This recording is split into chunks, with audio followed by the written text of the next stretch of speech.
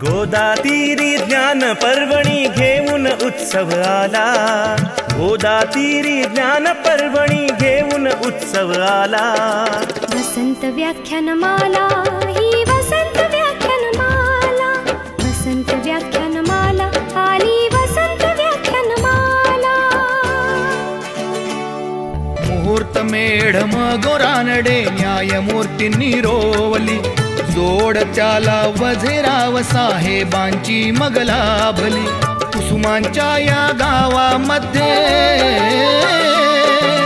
कुसुमांच्या या गावामध्ये ज्ञान यज्ञ पेटला, कुसुमांच्या या गावामध्ये ज्ञान यज्ञ पेटला।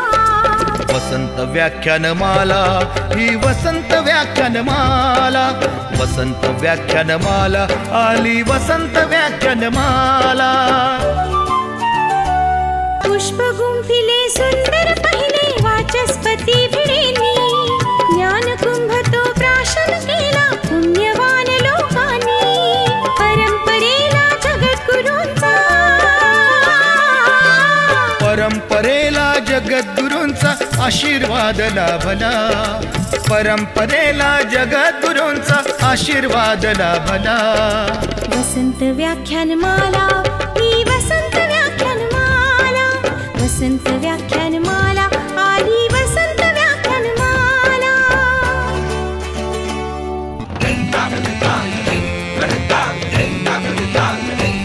अहो देव मामलेदार पटांगण फुलू फुलू लागले, लोकहिताला शिलेदार ही निस्वार्थी लाभले।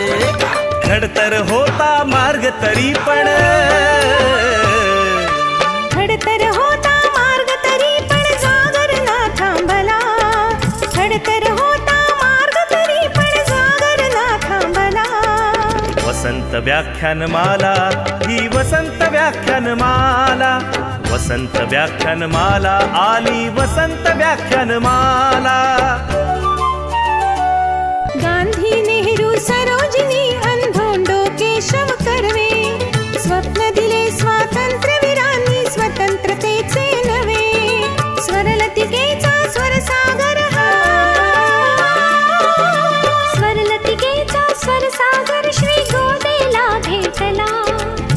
वसंत व्याख्यानमाला ही वसंत व्याख्यानमाला, वसंत व्याख्यानमाला आली वसंत व्याख्यानमाला।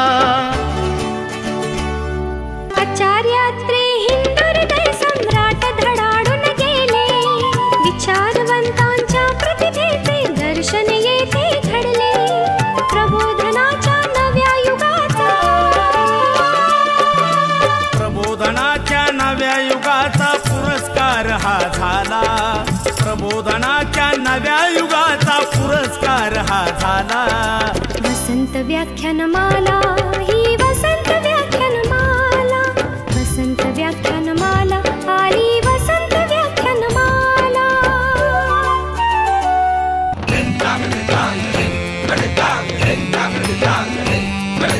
वैभवशाली परंपरेला जतन करूया सारे, ज्ञानामृत हे घेण्यासाठी गोदा काठी या रे। कला गुणांचा संस्कारांचा, कला गुणांचा संस्कारांचा मंगलमय सोहळा, कला गुणांचा संस्कारांचा मंगलमय सोहळा। वसंत व्याख्यानमाला ही वसंत व्याख्यानमाला, वसंत व्याख्यानमाला आली वसंत व्याख्यानमाला। वसंत व्याख्यानमाला ही वसंत व्याख्यानमाला, वसंत व्याख्यानमाला आली वसंत व्याख्यानमाला, वसंत व्याख्यानमाला ही वसंत व्याख्यानमाला, वसंत व्याख्यानमाला आली वसंत व्याख्यानमाला। सत्यजित तांबे यांचं आगमन झालंय। भारत 1947 ते 2047 असा त्यांच्या भाषणाचा विषय आहे आणि त्यांच्या व्याख्यानानंतर सरगम सुगम संगीत अकादमी आणि सिम्फनी कराओके क्लब प्रस्तुत चित्रहार हा कार्यक्रम या ठिकाणी संपन्न होईल। प्रारंभी आपण स्वर्गीय वसंतराव नेवासकर यांच्या जीवनावरील चित्रफित पाहूया आणि त्यानंतर आमदार सत्यजित तांबेसाहेब हे वसंतराव नेवासकर यांच्या प्रतिमेला पुष्पहार अर्पण करतील. स्वर्गीय वसंत रामचंद्र नेवासकर. कापड व्यापार हा त्यांचा प्रमुख व्यवसाय. अत्यंत प्रतिकूल परिस्थितीत त्यांनी शिक्षण पूर्ण केलं. सिव्हिल अभियांत्रिकीची पदवी घेतल्यानंतर मुळा प्रकल्पामध्ये घोडेगाव जुन्नर राहुरी येथे काम केलं. शालेय जीवनापासूनच ते धार्मिक वृत्तीचे होते. शालेय जीवनात ते सद्गुरू गोडसे गुरुजींच्या सान्निध्यात होते. त्यांच्याकडूनच ते योगा शिकले. नाशिकमध्ये मेरी येथे त्यांनी नोकरी केली. सदाचारी आणि चारित्र्यशील वर्तणुकीमुळे कार्यालयात ते सर्वांना प्रिय होते. उत्कृष्ट अधिकारी म्हणून त्यांची आगळीवेगळी ओळख होती. 1991 मध्ये ते सेवानिवृत्त झाले आणि त्यानंतर त्यांनी म्हसरूळ येथे ज्येष्ठ नागरिकांचं मंडळ स्थापन केलं. महानगरपालिकेच्या माध्यमातून समाज मंदिर बांधलं. आज या मंदिरात विविध धार्मिक कार्यक्रम होत असतात. ज्येष्ठ नागरिकांचे वाढदिवस साजरे करून त्यांना जगण्याची नवी उमेद ते देत असतात. सेवानिवृत्तीनंतर मिळणारी पेन्शन कुटुंबासाठी खर्च न करता समाजातील गोरगरीब लोकांच्या आजारासाठी खर्च केली. सत्याची चाड असलेले प्रामाणिक, सदाचारी आणि मनमिळावू व्यक्तिमत्व म्हणजेच वसंतराव नेवासकर. त्यांचे सुपुत्र अरुण आणि अनिल हे यश लँड डेव्हलपर्स हा व्यवसाय सांभाळतात. स्वर्गीय वसंतराव नेवासकर यांना वसंत व्याख्यानमाला नाशिकतर्फे विनम्र अभिवादन.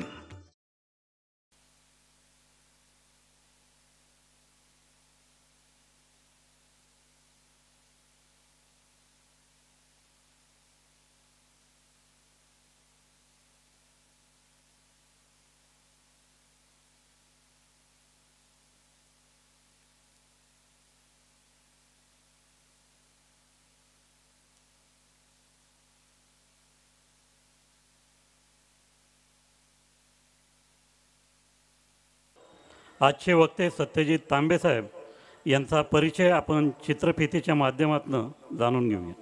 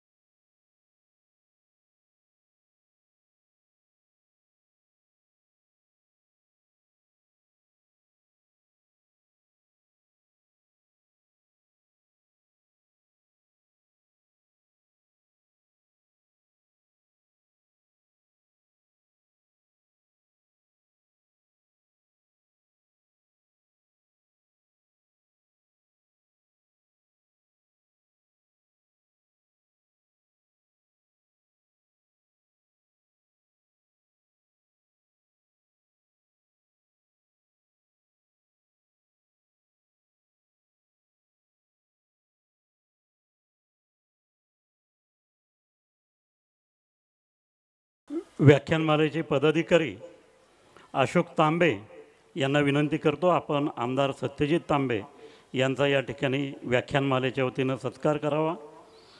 अशोक तांबे यांचा आज योगायोगाने वाढदिवस आहे, त्यांनाही शुभेच्छा.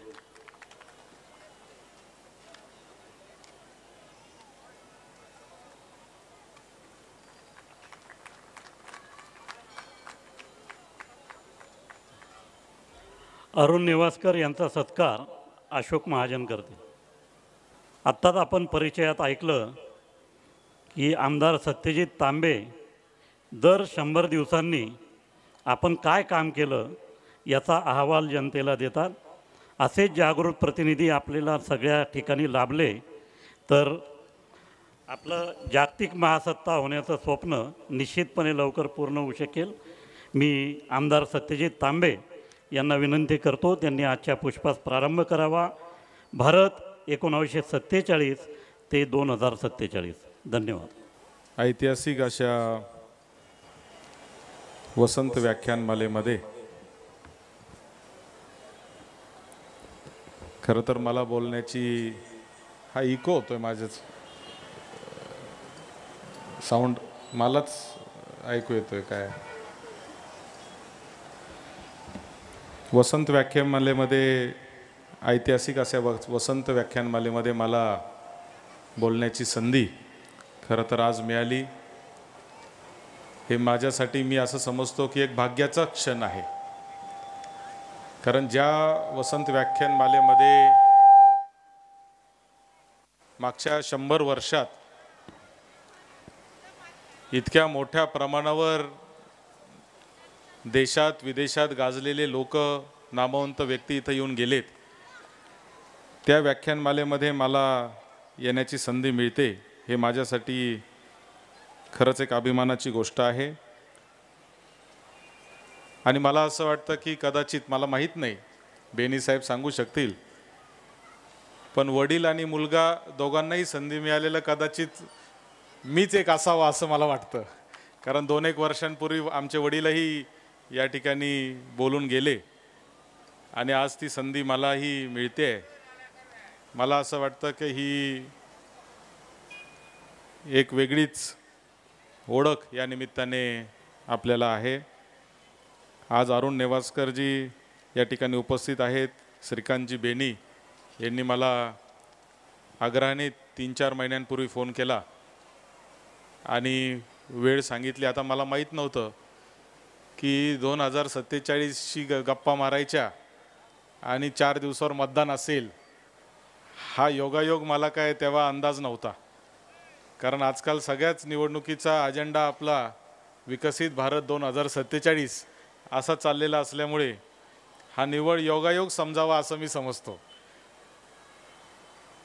आणि त्यांनी मला विचारलं की कोणत्या विषयावर बोलणार, आणि मी साहजिक सांगितलं की 100वे वर्ष तुमच्या व्याख्यानमालेचं आहे, तर या देशाचंही 100वे वर्ष कसं असेल या विषयावर आपण या निमित्ताने चर्चा करूया असं मी त्यांना सांगितलं. इथं उषा काकी तांबे ह्या देखील उपाध्यक्ष या त्या आमच्या काकीच आहेत, आणि संगीताजी बाफना, हेमंतजी देवरे, त्याचबरोबर अशोकजी तांबे, नवलनाथजी तांबे, सर्वच जण या ठिकाणी उपस्थित आहेत. गोदातीरी आज नाशिकच्या या वसंत व्याख्यानमालेमध्ये 1947 ते 2047च्या भारताची चर्चा करताना मला अतिशय अभिमान वाटतोय. खरं तर आजच्या दिवशी इथं थोडासा पावसाने घोटाळा घातलेला आहे, परंतु एकंदरीतच आपण जितके घोटाळे घालतो त्याच्या तुलनेत पावसाचा घोटाळा हा कमी आहे, आणि म्हणून त्याच्याकडं फार काय लक्ष न देता मी प्रयत्न करणार आहे की मागच्या 100 वर्षामध्ये या देशाचा कशा पद्धतीने या देशाची प्रगती झाली या विषयावर मी थोडीशी चर्चा या निमित्ताने करणार आहे. खरं तर हा खूप व्यापक विषय आहे, कारण आपल्या देशाचा जो इतिहास आहे, भारताचा जो इतिहास आहे, हिंदुस्थानाचा जो इतिहास आहे, तो हजारो वर्षांचा इतिहास आहे. आणि या हजारो वर्षांच्या इतिहासामध्ये 1947 ते 2047 हा तसा पाहिला तर अतिशय छोटा कालावधी आहे. 100 वर्षांचा कालावधी म्हणजे आपल्याला खूप मोठा वाटतो, परंतु या देशाच्या इतिहासामध्ये हा अतिशय छोटा कालावधी आहे. परंतु हा जरी छोटा कालावधी असला तरी हा अत्यंत महत्त्वपूर्ण कालावधी यासाठी आहे कारण आजपर्यंत आपल्या देशाने अनेक परकीय आक्रमणं पाहिलेली आहेत.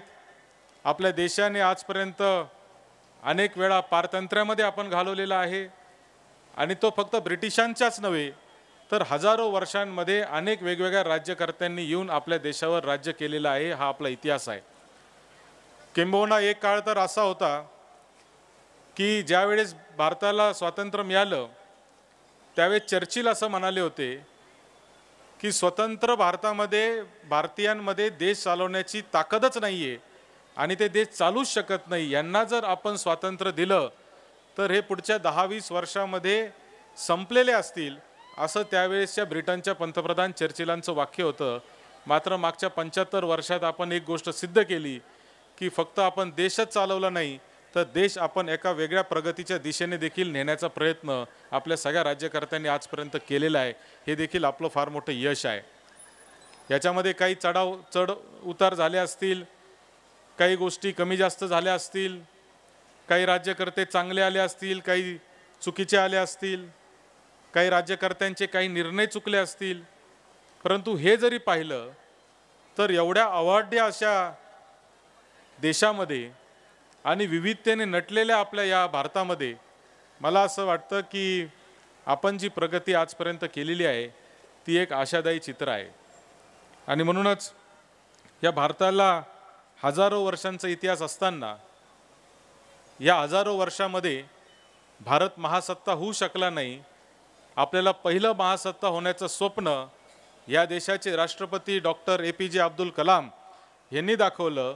त्यांनी सांगितलं की 2020 साली आपला देश महासत्ता होईल. आम्ही त्यावेळेस शाळेमध्ये होतो, कॉलेजमध्ये होतो.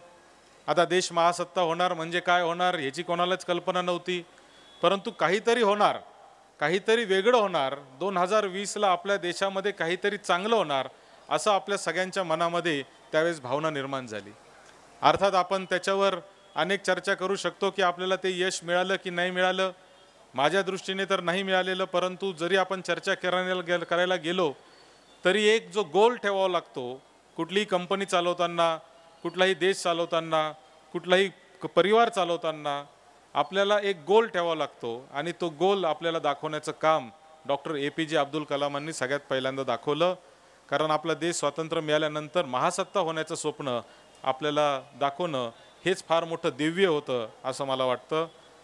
आताच्या पंतप्रधान नरेंद्रजी मोदी यांनी विकसित भारताच्या माध्यमातून 2047ला देश कसा असेल असं एक वेगळं स्वप्न आता आपल्या समोर मांडण्याला सुरुवात केलेली आहे आणि त्याची चर्चा आजच्या या निमित्ताने मी खरं तर करणार आहे. खरं तर 150 वर्षांच्या पारतंत्र्यानंतर 15 ऑगस्ट 1947ला आपल्या देशाला स्वातंत्र्य मिळालं. स्वातंत्र्य चळवळीमध्ये अनेक लोकांनी भाग घेतला. खरं तर 1857ची पहिली लढाई स्वातंत्र्याची सुरू झाली आणि त्याच्यानंतर 15 ऑगस्ट 1947ला स्वातंत्र्य मिळालं. ह्या स्वातंत्र्य चळवळीचा देखील एक वेगळा इतिहास आहे. गांधींनी, नेहरूंनी, मौलाना आझादांनी, सरदार वल्लभभाई पटेलांनी, अनेक लोकांनी, दिग्गजांनी ही लढाई जिकरीने लढण्याचं काम केलं. खरं तर 1857ला तात्या टोपेंपासून सुरू झालेला हा आपल्याच नाशिक जिल्ह्यातील इतिहास जो आहे तो तात्यांच्या टोपेंच्या माध्यमातून सुरू झाला. ती पहिली लढाई, सशस्त्र लढाई करण्याचा प्रयत्न त्यांनी केला आणि त्याच्यानंतर 1947ला आपला देश स्वतंत्र झाला. अनेक लोक त्याच्यामध्ये गांधी नेहरूंच्या विचारांनी प्रेरित होऊन 1942च्या चळवळीमध्ये चले जावच्या त्याच्यामध्ये त्यांनी भाग घेतला. माझे आजोबा स्वातंत्र्य सेनानी भाऊसाहेब थोरात यांनी देखील त्याच काळामध्ये त्या स्वातंत्र्य चळवळीमध्ये भाग घेतला आणि त्याच्यामधून 15 ऑगस्ट 1947ला आपल्या देशाला स्वातंत्र्य मिळालं. स्वातंत्र्य मिळाल्यानंतर या स्वातंत्र्य चळवळीमध्ये जे हजारो युवक युवती होते, जे तरुण होते, हे खऱ्या अर्थाने स्वातंत्र्य चळवळीनंतर ते आपापल्या मार्गाला लागली. कोण शेती करत होतं तो शेतीकडे गेला, कोण व्यवसाय करत होतं तो व्यवसायाकडे गेला, काही लोक सरकारी नोकरीमध्ये लागले, कोणी घरी बसलं, काय प्रत्येकजण आपापल्या मार्गाने लागलं. आणि थोडेफार लोक जे होते हे याच्यामधून राष्ट्र उभारणीच्या कार्यामध्ये सक्रियतेने काम करू लागले. आणि त्याच्यातून आपण पाहतो की 1947 नंतर आजपर्यंत आपल्या देशाची प्रगती झालेली आहे. त्याच्यामध्ये स्वातंत्र्यपूर्व काळातल्या स्वातंत्र्य सैनिकांचा जेवढा रोल आहे तेवढाच रोल किंबहुना त्याच्यापेक्षा जास्त भूमिका मला असं वाटतं की 1947 नंतर ज्यांनी राष्ट्र उभारणीच्या कामामध्ये केली ती पण अत्यंत महत्त्वाची आहे. आणि त्याचं कारण आहे, रामचंद्र गुहा नावाचे इतिहासकार आहेत, त्यांचं पुस्तक आहे की इंडिया आफ्टर गांधी. त्या पुस्तकामध्ये ते सांगतात की ज्यावेळेस फाळणी झाली, एक दुर्दैवी घटना आपल्या देशाच्या इतिहासामध्ये झाली, ती म्हणजे फाळणी झाली. आणि ती फाळणी ज्यावेळेस झाली त्यावेळेस लढाऊ विमानांपासून ते ऑफिसमधल्या पेपर वेटपर्यंत सगळ्या गोष्टी भारत आणि पाकिस्तानमध्ये वाटण्यात आल्या होत्या. म्हणजे अशी एकही वस्तू सरकारी मालकीची नव्हती का ज्याची वाटणी त्या काळामध्ये झाली नव्हती. आणि त्या परिस्थितीमध्ये खऱ्या अर्थाने ही फाळणी नुसतीच फाळणी झाली असती तरी एक वेळ चाललं असतं, परंतु रक्तरंजित अशी फाळणी त्या काळामध्ये झाली. रेल्वे बोग्याच्या बोग्या भरून मृतदेह इकडचे तिकडचे इकडं आले. आणि त्याच्यातून आपण पाहिलं की या देशामध्ये एक आपापसामध्ये एक अविश्वासाचं वातावरण त्यावेळेस निर्माण झालं. आपण एकमेकाकडं अतिशय अविश्वासाने पाहू लागलो. जातीमध्ये धर्मामध्ये भेद त्या निमित्ताने निर्माण झाले. आणि त्याचा परिणाम जो आहे तो आजपर्यंत आपला देश खऱ्या अर्थाने भोगतो आहे. आपण जो फाळणीच्या काळातला इतिहास आहे तो आजही आपला देश विसरू शकलेला नाही, ही देखील वस्तुस्थिती आहे. आणि म्हणून या फाळणीनंतर अविश्वासाचं वातावरण असतानाच पंडित जवाहरलाल नेहरूंच्या माध्यमातून पहिलं सरकार आलं. हे पहिलं सरकार चालवणं तारेवरची कसरत होतं. पंडित नेहरूंनी ते सर्व समावेशक करण्याचा प्रयत्न केला. त्याच्यामध्ये मौलाना आझाद होते, त्याच्यामध्ये लालबहादूर शास्त्री होते, त्याच्यामध्ये सरदार वल्लभभाई पटेल होते, त्याच्यामध्ये डॉक्टर श्यामाप्रसाद मुखर्जी होते, त्याच्यामध्ये डॉक्टर बाबासाहेब आंबेडकर होते.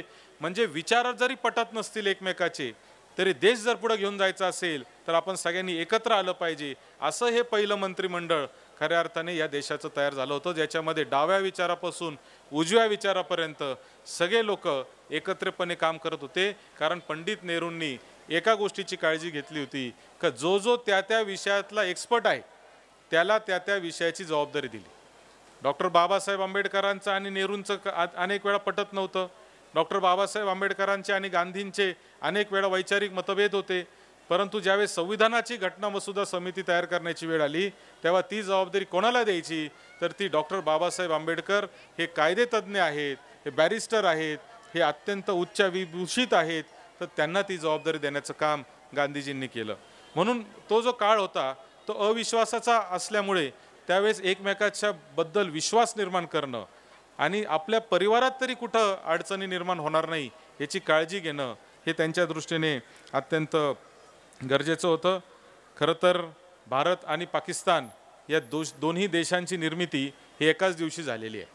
म्हणजे 14 ऑगस्ट 1947ला पाकिस्तानची निर्मिती झाली आणि 15 ऑगस्ट 1947ला भारताची निर्मिती झाली.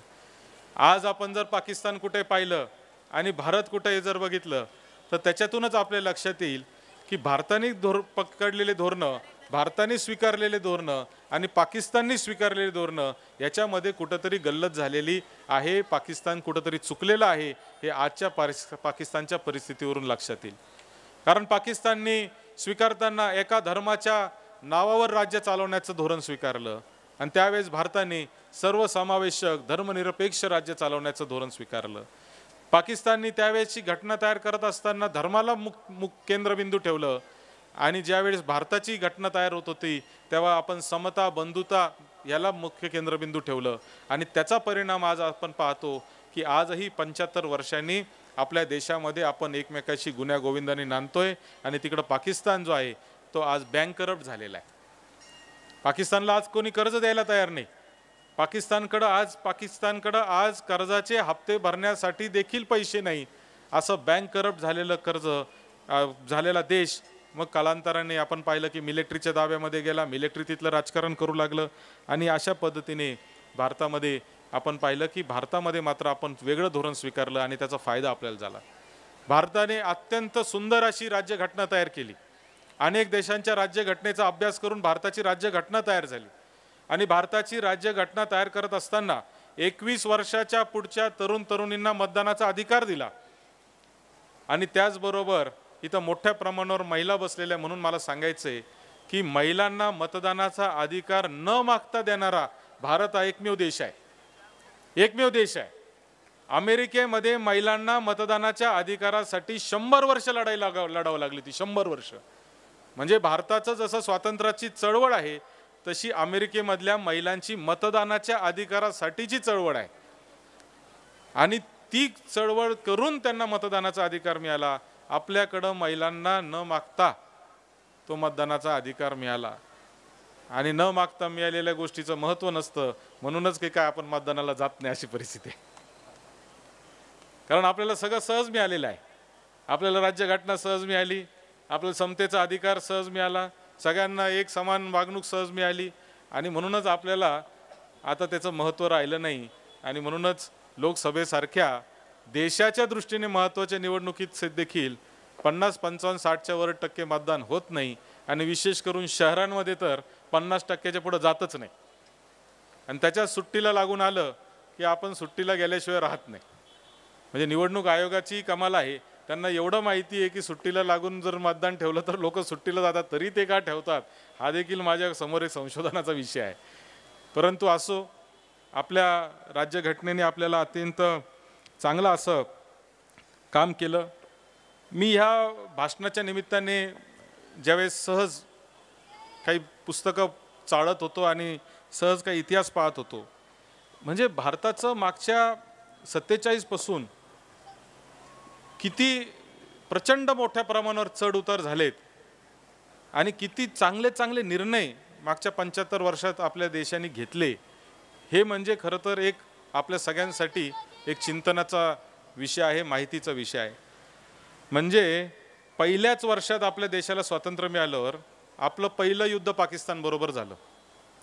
काश्मीरमध्ये छोटंसं युद्ध होतं. सरदार वल्लभभाई पटेलांनी त्याचं नेतृत्व केलं.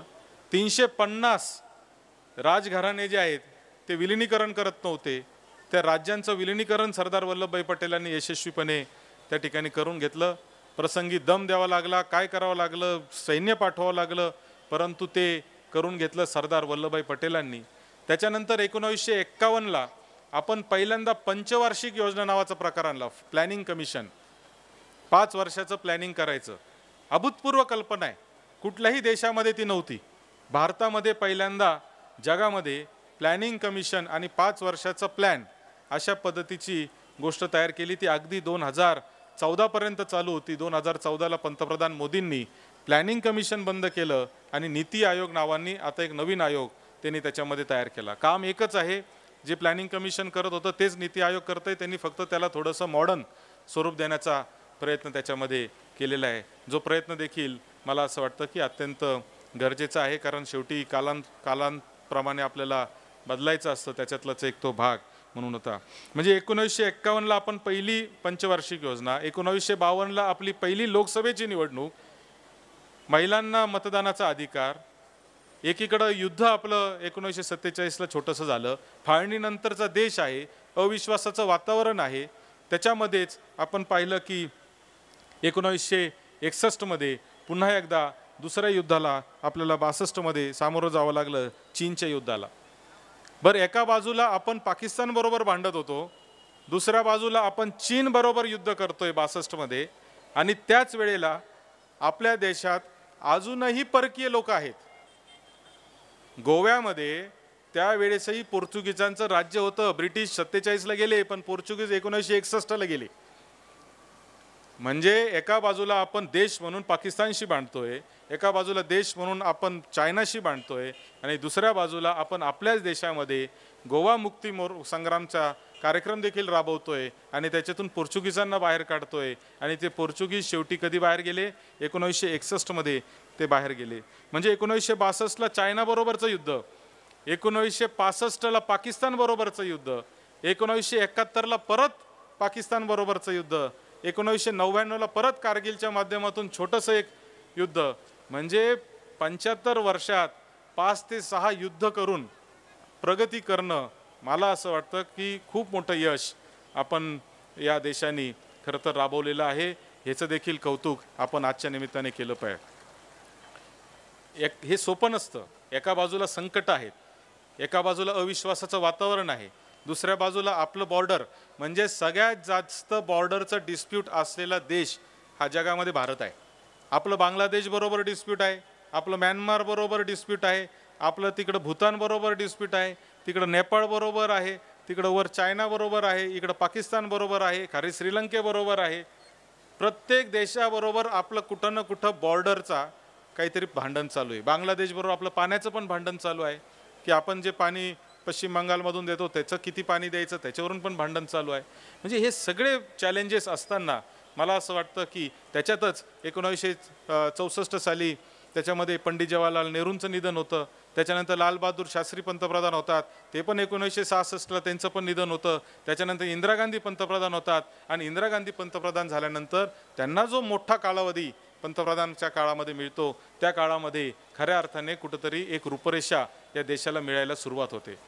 म्हणजे इंदिरा गांधींचंही नेतृत्वाची कमाल केली पाहिजे की एका बाजूला ते युद्ध लढत होत्या आणि दुसऱ्या बाजूला ते धोरणात्मक निर्णयसुद्धा ताकदीचे घेत होत्या. बँकांचं राष्ट्रीयकरण महत्त्वपूर्ण निर्णय, तोपर्यंत खाजगी लोकांच्या बँका होत्या. टाटा, बिर्ला, अंबानी तेव्हा नव्हते, पण टाटा, बिर्ला या लोकांच्या बँका होत्या. म्हणजे जे शेठजी आहेत मुंबईमधले, दिल्लीमधले मोठे मोठे व्यापारी आहेत त्यांच्या बँका होत्या. त्या बँकांचं राष्ट्रीयकरण करून सामान्य माणसाला बँकिंगचं एक फार मोठं संधी उपलब्ध करून देण्याचं काम इंदिरा गांधींनी केलं. धवल क्रांती त्या काळामध्ये सुरू झाली. डॉक्टर अण्णासाहेब शिंदे त्यावेळेस कृषी मंत्री होते आमच्या अहमदनगर जिल्ह्यातले. धवल क्रांती म्हणजे दुधाची क्रांती. आपला देश दुधाच्या दृष्टीने म्हणजे स्वसंपन्न असला पाहिजे, त्यासाठी दुधाची क्रांती धवल क्रांतीच्या माध्यमातून चालू झाली. आपल्याला त्यावेळेस शेतीमाल हा आयात करावा लागत होता, कडधान्य धान्य आयात करत लागत होते, गहू आयात करावा लागत होता. म्हणून आपण आपल्यावर स्वावलंबी झालं पाहिजे म्हणून तिथं हरित क्रांतीची सुरुवात झाली. म्हणजे एका बाजूला हरित क्रांती, एका बाजूला धवल क्रांती, एका बाजूला बँकांचं राष्ट्रीयकरण, एका बाजूला वेगवेगळ्या प्रकारचे धोरणात्मक निर्णय आणि दुसऱ्या बाजूला पाकिस्तानबरोबरचं भांडण, चीनबरोबरचं युद्ध, असे सगळे पद्धतीचे चॅलेंजेस करत करत आपल्या देशाने खरं तर 1960 ते 70च्या दशकामध्ये 80च्या दशकामध्ये खरं तर खूप मोठे कामं त्यानिमित्ताने केले. याच्यातच इंदिरा गांधींनी अणुचाचणी केली पोखरणला पहिल्यांदा आणि जगाला दाखवून दिलं की आम्ही म्हणजे आमच्याकडं परमाणू आहेत आणि आम्ही त्याच्यात देखील संपन्न आहोत. पाकिस्तानसाठी देखील तो एक फार मोठा, चायनासाठी फार मोठा एक धक्का होता आणि ती चाचणी आपण केली. त्याच्यानंतर इस्रोसारख्या संस्थेची 1969 साली स्थापना केली. आज आपण पाहतो मंगळावर आपलं यान गेलेलं आहे. मोठ्या कौतुकाने आपण इस्रोचं कौतुक करतोय, परंतु त्या इस्रोची स्थापना 1969 साली झाली. खरं तर ती कल्पना पंडित जवाहरलाल नेहरूंची होती, परंतु ती प्रत्यक्षात उतरता उतरता 1969 साल त्या ठिकाणी आलं आणि इस्रोची स्थापना त्या ठिकाणी झाली. म्हणजे ह्या ज्या भारतामध्ये उभ्या राहिलेले जे संस्थानं आहेत, ज्या संस्था आहेत, त्याची पायाभरणी 1960 ते 1980च्या काळामध्ये झाली. आणि त्याच काळामध्ये खरं तर इंदिरा गांधींनी 1975ला आणीबाणी लावली.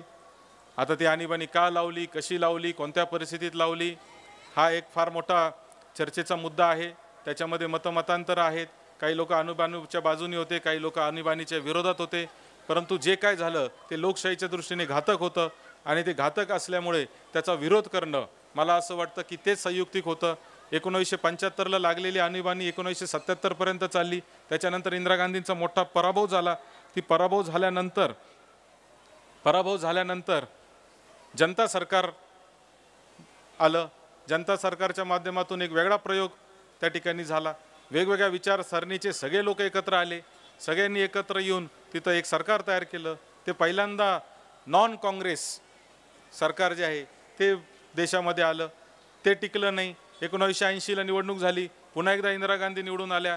1984ला त्याच वेळेस नक्षलवाद एका बाजूला फार मोठ्या प्रमाणावर वाढायला लागला. आपल्या भारतातल्या 797 आज आपले जिल्हे आहेत, त्यावेळेस 650 जिल्हे होते. त्या 650 जिल्ह्यांपैकी 100 जिल्ह्यांमध्ये त्यावेळेस नक्षलवाद होता.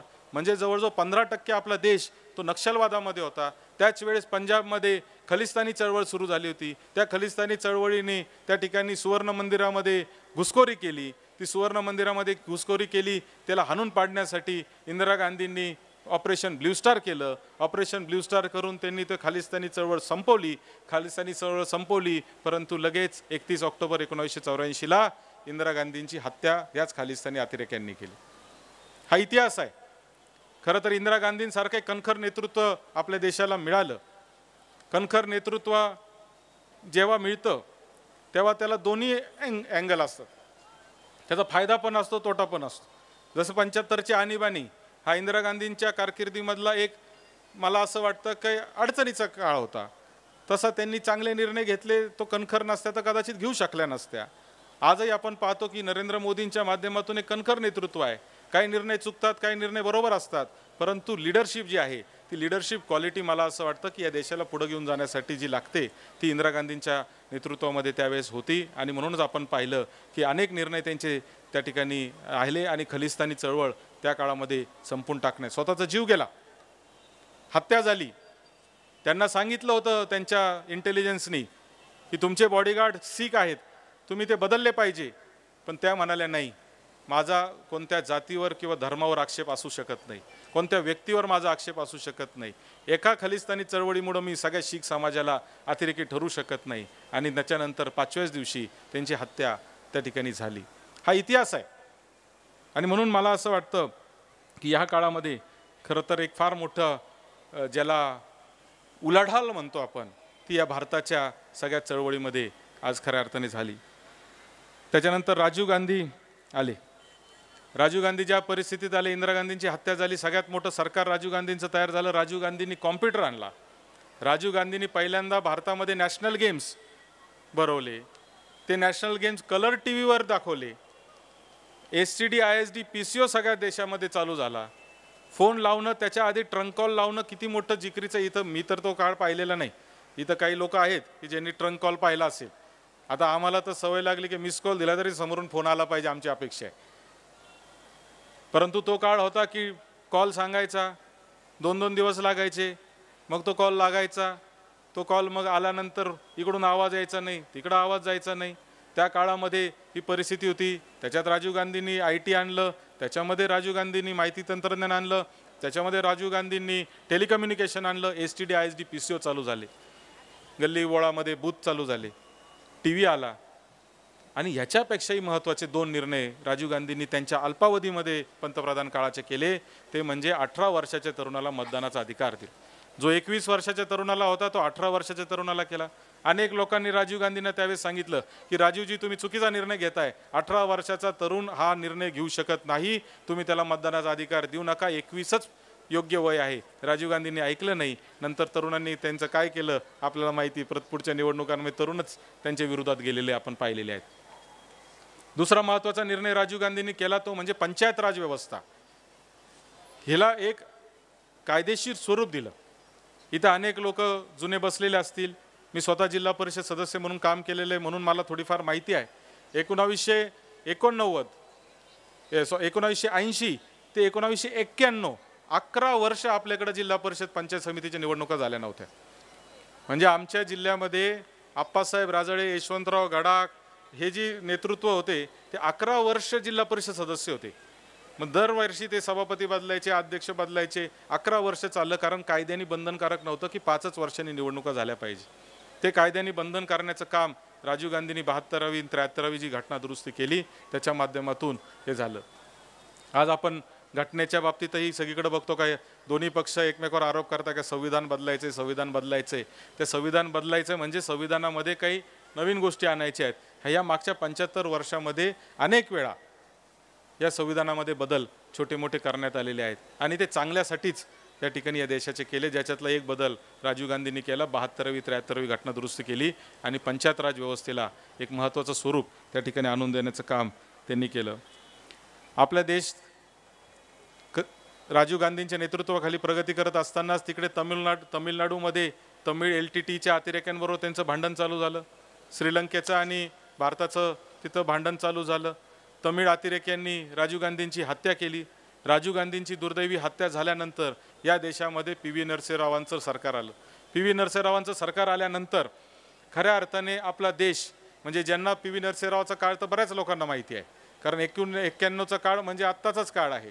91च्या काळामध्ये आपल्या भारताला बँकेतला चेक वठवण्यासाठी पैसे नव्हते, म्हणून आपण आपलं सोनं गहाण ठेवलं भारताने आणि त्या ठिकाणी आपण पैसे उभे केले. हा 1991चा काळ होता. ती घटना पाहिल्यानंतर PV नरसिंहराव एकदम चिंताग्रस्त झाले आणि PV नरसिंहरावांनी जर कोणतं मोठं काम या देशासाठी केलं असेल तर त्यांनी डॉक्टर मनमोहन सिंगांसारखं गिफ्ट या देशाला दिलं का ज्यांनी 1991ला या देशामध्ये ओपन इकॉनॉमी करण्याचा धोरणात्मक निर्णय घेतला. त्याच्या आधी आपल्याला जर दुकान जरी टाकायचं असेल तर लायसन्स घ्यावं लागायचं. त्याच्या आधी आपल्याला कुठला व्यवसाय करायचा असेल तर लायसन्स घ्यावं लागायचं. परदेशातला माणूस आपल्याकडे 1 रुपयाही आणू शकत नव्हता. आपण परदेशामध्ये काही काम करू शकत नव्हतो. गॅट करार आपण 1947ला सही केली होती, परंतु खऱ्या अर्थाने त्याचं मेंबर आपण 1994ला डॉक्टर मनमोहन सिंगांच्या नेतृत्वाखाली झालो. हे काळ चालू असतानाच तिकडे लालकृष्ण अडवाणींची रथयात्रा चालू होती. ते रथयात्रा करत होते आणि पहिल्यांदा हिंदू समाजाला, हिंदू धर्माला त्या हिंदू धर्माच्या नावाखाली एकत्रित करण्याचं काम राम मंदिरच्या माध्यमातून लालकृष्ण अडवाणी करत होते. लालकृष्ण अडवाणी ते करत असतानाच दुसऱ्या बाजूला VP सिंग, लालू प्रसाद यादव हे सगळे जे समाजवादी नेते आहेत ते मंडल आयोग आणत होते आणि पहिल्यांदा जातीवरून आरक्षणाचा जो मुद्दा या ठिकाणी आपल्या देशामध्ये सुरू झाला आणि त्याचं भांडण जे सुरू झालं ते 1990-91च्या काळामध्ये चालू झालं. 27% OBCंना आरक्षण देणं आणि त्याच्यातून पुढं झालेले इतिहास आजही आपण पाहतो की 35 वर्ष झालेले आहेत, परंतु आजही आपण याच्यावरूनच भांडतोय आणि आपल्याला जातीमध्ये अडकवण्याचं काम खऱ्या अर्थाने या आरक्षणाने केलं. आणि हे आज आपण पाहतो की हा सगळा समाज जो आहे तो अशा पद्धतीने 1990मध्ये त्याच्यात मोठ्या प्रमाणावर काम झालं. म्हणजे हिंदू समाजाला एकत्र करण्याचं काम झालं, तिकडे जाती जातीमध्ये आरक्षणाच्या माध्यमातून काम झालं, दुसऱ्या बाजूला आर्थिक संकट भारताचं वाढलेलं होतं. इतकं वाढलेलं होतं की आपल्याला कोणी पैसे देत नव्हतं, आपल्याला सोनं गहाण ठेवावं लागलं, आपल्याला धोरणात्मक निर्णय घ्यावा लागला आणि त्याच्यातून खऱ्या अर्थाने मनमोहन सिंगांसारखा RBIमध्ये गव्हर्नर असलेला माणूस PV नरसिंहरावांनी उचलला आणि त्यांनी देशाचं अर्थमंत्री केलं. PV नरसिंहरावांचे आत्मचरित्र आहे कादंबरी स्वरूपात, अंतस्थ नावाचं, द इनसायडर. वाचता आलं तर कधी जरूर वाचा. PV नरसिंहराव किती ग्रेट माणूस होता हे देखील आपल्याला त्याच्यातून कळेल. आपला जे सिलिंग कायदा आहे 54 एकरपर्यंत शेती जमीन घेता येते वगैरे, जे आपल्याला सिलिंग कायदा आला आणि जे जमीनदार लोक होते त्यांच्या जमिनी घेऊन ज्यांच्याकडं भूमिहीन होते त्यांना जमीन देण्याचा जो कायदा आला, ते सगळ्यात पहिला कायदा तो आंध्र प्रदेशमध्ये PV नरसिंहराव महसूल मंत्री असताना त्यांनी आणला होता 1970च्या दशकामध्ये. असा तो ग्रेट विजनरी लीडर होता आणि म्हणून त्यांनी डॉक्टर मनमोहन सिंगांना त्या ठिकाणी आणलं, ती संधी दिली आणि म्हणूनच आपण पाहतो की आपल्या देशामध्ये ओपन इकॉनॉमी त्या माध्यमातून चालू झाली. एका बाजूला ते चालू असतानाच 1992ला जी रथयात्रा आपण 90 साली चालू झाली होती, त्या रथयात्रेच्या माध्यमातून जे ध्रुवीकरण झालं, त्या ध्रुवीकरणाचा परिणाम असा झाला की बाबरी मस्जिद त्याच्या ठिकाणी जमीनदोस्त झाली. बाबरी मस्जिद जमीनदोस्त झाली, त्याचा परिणाम असा झाला की 1993ला आपल्याकडं मुंबईमध्ये फार मोठ्या प्रमाणावर बॉम्बलास्ट झाले आणि पहिल्यांदा मुंबईमधली जी गँगवॉर होता, जो पूर्वी चाकूनी एकमेकाला मारायचे, नंतर ते गोळ्या मारायला लागले, ते नंतर बॉम्बपर्यंत आले आणि ते एकमेकाशी भांडता भांडता देशाचे दुश्मन झाले आणि देशाचे दुश्मन होण्याची जी प्रक्रिया खऱ्या अर्थाने सुरू झाली ती 1993च्या काळामध्ये सुरू झाली आणि मुंबईमध्ये आपण पाहिलं की किती भूषण असं बॉम्बलास्ट झाले. 1995-97 नंतर आपण पाहिलं की वारंवार सरकारं बदलत गेली. 13 दिवसाचं, 13 महिन्याचं, 1 वर्षाचं असे ते सरकारं. त्याच्यामध्ये इंद्रकुमार गुजराल, देवे गौडा हे सगळे सरकार आले. एकदा अटल बिहारी आले, तेही 13 दिवस आले, एकदा आले ते 13 महिने आले. परंतु नंतर 1999ला अटल बिहारींचं सरकार पुन्हा एकदा या देशामध्ये आलं. त्यांनी NDAच्या नावाखाली एक आघाडी तयार केली आणि त्या आघाडीमध्ये सगळ्या पक्षाला त्यांनी जवळजवळ 50-55 पक्ष त्यावेळेस त्यांना एकत्र केलं आणि त्यांच्या नेतृत्वाखाली अटल बिहारींचं सरकार त्या ठिकाणी 99 ते 2004 त्यांनी काम केलं. अतिशय चांगले निर्णय घेतले. पोखरणमधली जी अणुचाचणी होती त्याला परत त्या ठिकाणी दुसऱ्यांदा चाचणी करण्याचा निर्णय घेतला. 99 साली जे कारगिलचं युद्ध झालं होतं त्याला अतिशय खंबीरपणाने ते सामोरं गेले. 2004मध्ये मात्र निवडणुकीच्या प्रचारामध्ये इंडिया शायनिंग सारखा एक फार मोठा त्यांनी प्रोपगंडा केला जो सामान्य माणसाला फार आवडला नाही आणि त्याच्यातून 2004ला परत एकदा सत्ता परिवर्तन झालं आणि देशामध्ये काँग्रेसच्या नेतृत्वाखाली UPAचं सरकार आलं. काँग्रेसच्या नेतृत्वाखाली UPAचं सरकार आलं. सगळ्यात चांगला निर्णय जर कोणता सोनिया गांधींनी काँग्रेस अध्यक्ष म्हणून घेतला असेल तर पंतप्रधान म्हणून त्यांनी डॉक्टर मनमोहन सिंग यांना पंतप्रधान केलं. डॉक्टर मनमोहन सिंगांना पंतप्रधान केल्यानंतर मनमोहन सिंगांनी एकच पॉईंट अजेंडा त्या ठिकाणी देशामध्ये राबवण्याचं काम केलं, तो म्हणजे अधिकारांची लढाई. Right to education, right to food, right to information, right to work, असे प्रकारचे राईट टू हेल्थ, असे 5 अधिकार. म्हणजे कामाचा अधिकार. जी रोजगार हमी योजना आपल्या महाराष्ट्रामध्ये 1972ला वि.स. पागेंनी वसंतराव नाईक मुख्यमंत्री असताना चालू केली होती, ती रोजगार हमी योजना देशामध्ये घेऊन जाण्याचं काम डॉक्टर मनमोहन सिंगांनी केलं. आणि प्रत्येक व्यक्तीला या देशातल्या 100 दिवस तरी काम मिळालं पाहिजे आणि त्याला 250 ते 300 रुपये रोजंदारी मिळाली पाहिजे, ज्याच्यातून तो त्याचा उदरनिर्वाह करू शकतो. हा कामाचा अधिकार त्यांनी दिला. आरोग्याचा अधिकार त्यांनी दिला. माहितीचा अधिकार त्यांनी दिला. जसं राजीव गांधींनी 18व्या वर्षाच्या तरुणाला मतदानाचा अधिकार दिला आणि लोकांनी विरोध केला, लोक म्हणले हे तरुण तुमचे राहणार नाही राजीवजींनी ऐकलं नाही, त्यांना अधिकार दिला. तसाच गोष्ट जेव्हा सोनिया गांधींनी माहितीचं अधिकाराचं धोरण पुढं आणलं त्यावेळेस सगळेजण म्हणले का हे पायावर कुऱ्हाड पाडून घेण्याचं काम आहे. माहितीचा अधिकाराचा वापर हा चुकीच्या गोष्टी देखील होऊ शकतो असं त्यावेळेस सांगण्यात आलं. परंतु त्यावेळेस डॉक्टर मनमोहन सिंगांनी ते ऐकलं नाही आणि त्यांनी माहितीचा अधिकार या देशामध्ये आणला. अशी सगळ्या अधिकारांची लढाई त्यांनी केली आणि ती करत असतानाच अमेरिकेबरोबरची दोस्ती आपल्याला कशी वाढवता येईल याचा प्रयत्न केला. कारण आपण आजपर्यंत धोरण जे ठेवलं होतं ते पंडित जवाहरलाल नेहरूंचं जे परराष्ट्र धोरण आहे, अलिप्तवादी धोरण, त्या अलिप्तवादी धोरणाच्या पद्धतीनेच आपण काम करतोय. आपण कोणाच्याही जास्त जवळ जात नाही, कोणालाही दुश्मन करत नाही. पंतप्रधान मोदी आलेत परंतु आपलं अलिप्तवादी धोरण आपण बदलू शकलेलो नाही. ते इस्रायलच्या दौऱ्यावर गेले परंतु दुसऱ्याच वर्षी ते पॅलेस्टाईनला देखील भेट देऊन आले. आपण कोणालाही दुश्मन मानत नाही आणि कोणालाही आपला अगदीच जवळचा मित्र मानत नाही. सगळ्यांना सुरक्षित अंतरात ठेवण्याचं काम हे आपलं परराष्ट्र धोरण ठेवतं. म्हणून आपण रशियाशी आपली दोस्ती खूप जास्त प्रमाणावर वाढती की काय असं वाटत असताना डॉक्टर मनमोहन सिंगांनी अमेरिकेबरोबर पण दोस्ती आपली वाढवली आणि त्याच्यातून अणुकरार त्या ठिकाणी केला. अणुकरार करताना त्यांना डाव्या मार्क्सवादी सरकार त्यांचा पाठिंबा होता. ते म्हणले आम्ही पाठिंबा काढून घेऊ. डॉक्टर मनमोहन सिंग म्हणले पाठिंबा काढून घ्या पण देशासाठी हिताचा निर्णय अणुकरार आहे तो मी करणारच. मी आता मध्यंतरी अमेरिकेला गेलो होतो तर त्या अणुकराराच्या मागे ज्या कंपन्या असतात ज्यांना फायदा खऱ्या अर्थाने होणार होता याच्यातून जेव्हा आपण त्यांच्याबरोबर काही व्यवहार करू, ते आम्हाला सांगत होते की या अणुकराराचा फक्त फायदा भारतालाच झालेला आहे, अमेरिकेला काहीच झाला नाही. कारण आपण जेवढा त्यांनी व्यापार विचार केला होता तेवढा व्यापार भारताने त्यांच्याबरोबर अणूच्या बाबतीमध्ये केला नाही, हे त्यांच्यामध्ये खऱ्या अर्थाने भावना होती.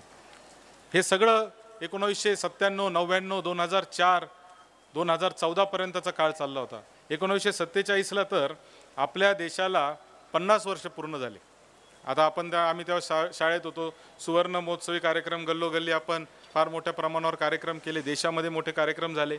आणि आपल्याच या नाशिकच्या भूमीमधील एक थोर कवी कुसुमाग्रजांनी त्यावेळेस एक कविता लिहिली होती, ती म्हणजे 50ची उमर गाठली अभिवादन मज करू नका, मीच विनवते हात जोडूनी वाट वाकडी करू नका.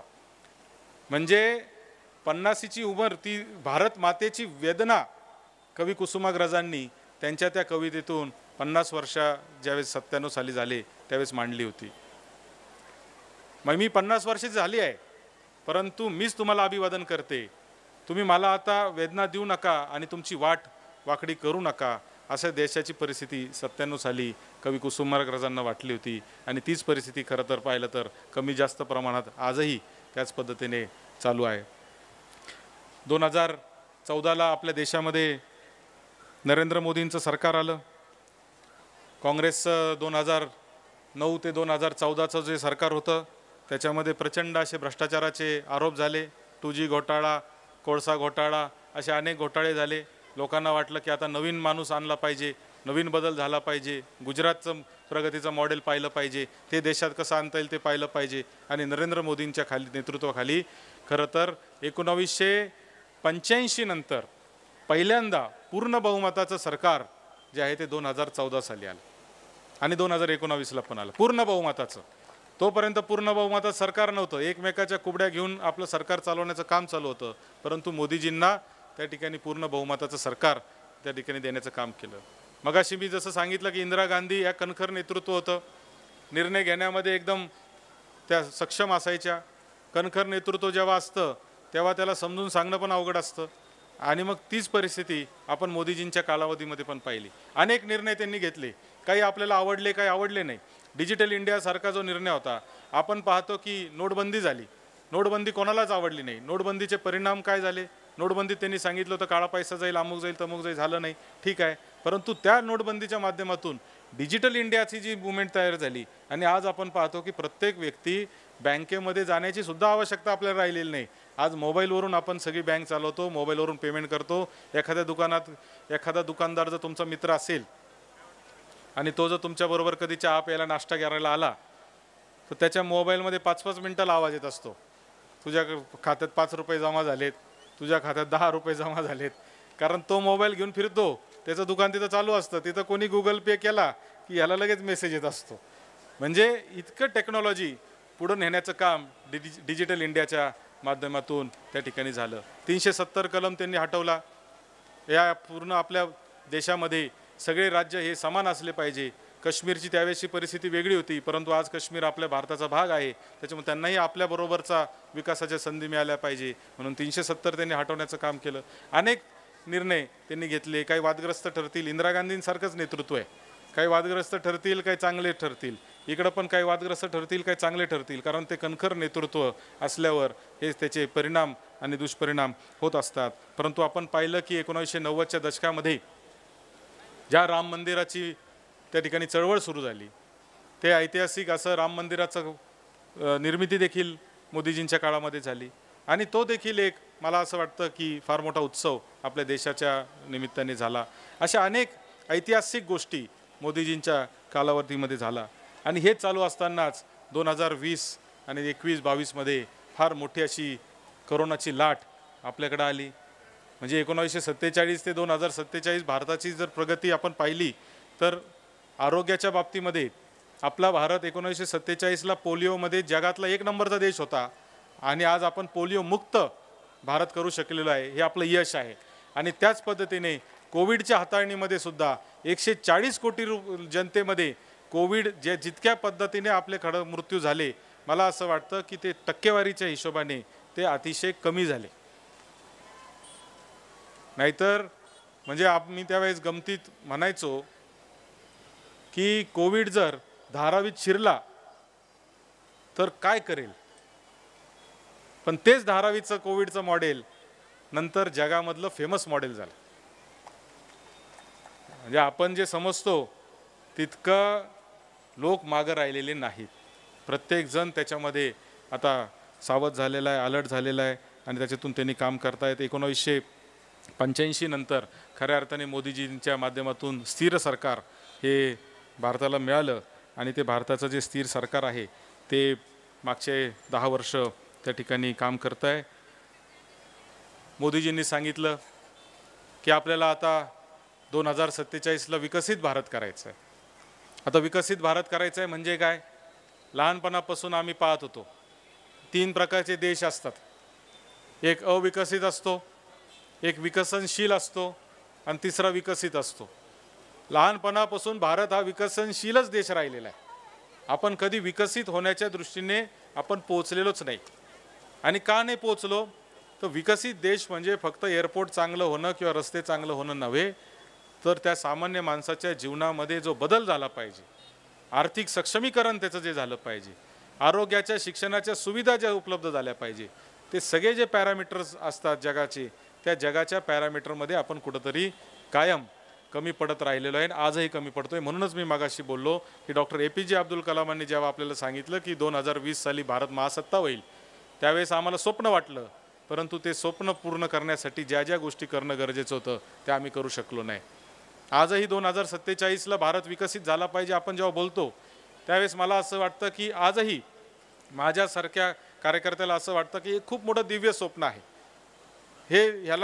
हे मिळवणं इतकं सोपं नाही आहे, यासाठी खूप कष्ट करावं लागणार आहे. मोदीजींनी सांगितलं की 5 ट्रिलियनची इकॉनॉमी आपल्याला करायची आहे. 5 ट्रिलियनची इकॉनॉमी भारताची करणं, अर्थव्यवस्था करणं म्हणजे मला असं वाटतं की आपल्या सगळ्यांच्या समोर एक फार मोठं आव्हान या निमित्ताने आहे. सहज तुम्हाला माहिती म्हणून मी आकडेवारी सांगतो की चायनाची इकॉनॉमी ही 18 ट्रिलियनची आहे, 18 ट्रिलियन डॉलर. अमेरिकेची इकॉनॉमी ही 26 ट्रिलियन डॉलरची आहे. म्हणजे 1 नंबरला अमेरिका आहे 26 ट्रिलियन डॉलर, 2 नंबरला चायना आहे 18 ट्रिलियन डॉलर, 3 नंबरला जर्मनी आहे, मला जपान आहे 6-7 ट्रिलियन डॉलर, त्याच्यानंतर 4 नंबरला जर्मनी आहे 4.7 ट्रिलियन डॉलर आणि 5 नंबरला भारत पोहोचला आहे 3.9 ट्रिलियन डॉलर. 1947 पासून आपल्या भारताला हा टप्पा गाठण्यासाठी जवळजवळ 75 वर्ष लागलेले आहेत. आज मी तुम्हाला एक गोष्ट सांगू शकतो की चायनाची निर्मिती सुद्धा 1949 सालची आहे, 1949. आपली 47ची, त्यांची 49ची. त्यावेळेस साधारणतः त्यांची आणि आपली दोघांची इकॉनॉमी सारखी होती. असं म्हणतात की भारत 17व्या साली 1700 साली जगाच्या GDPच्या 27% भारताचा वाटा होता आणि आज तो वाटा आपला 7-8 टक्क्यावर आलेला आहे. मध्ये तर तो पूर्णच खाली गेला होता, परंतु आता परत तो टक्का वाढत चाललेला आहे. म्हणजे एका बाजूला अमेरिकेची 26 ट्रिलियनची इकॉनॉमी, दुसऱ्या बाजूला चायनाची 18 ट्रिलियनची इकॉनॉमी. दोन्ही देश 10%, सरासरी 10%च्या विकास दराने दरवर्षी काम करतायत. आपला विकास दर हा 6-7% आहे. आपल्याला जर 5 ट्रिलियनची इकॉनॉमी जर मिळवायची असेल, करायची असेल, तर आपल्याला 10%नी प्रगती करणं गरजेचं आहे, जो आपण आजपर्यंत अचीव करू शकलो नाही. मागच्या 75 वर्षांमध्ये फक्त 2दा 2007 आणि 2008 साली, 2006 आणि 2007 साली आपला विकासाचा दर 10%च्या पुढे गेला होता. नाहीतर आजपर्यंत आपण 6-7% वर कधी विकासाचा दर घेऊन गेलेलो नाही. आणि म्हणून हे जे आपण स्वप्न पाहतोय 2047 साली महासत्ता होण्याचं, विकसित भारत होण्याचं, ते सुद्धा फार मोठं स्वप्न आहे असं मला वाटतं.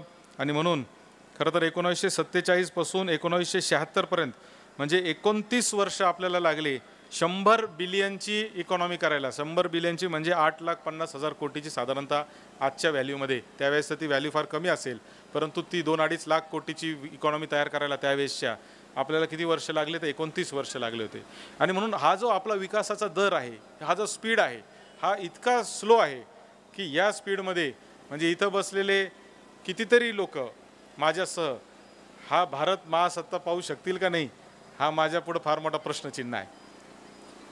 कारण ह्या विकासाच्या दराने आपल्याला जर 2047ला जर विकसित भारत पाहायचा असेल तर या वर्षापासून तब्बल 37 पर्यंत आपल्याला 10%चा विकास दर गाठावा लागणार आहे, तरच ते शक्य आहे.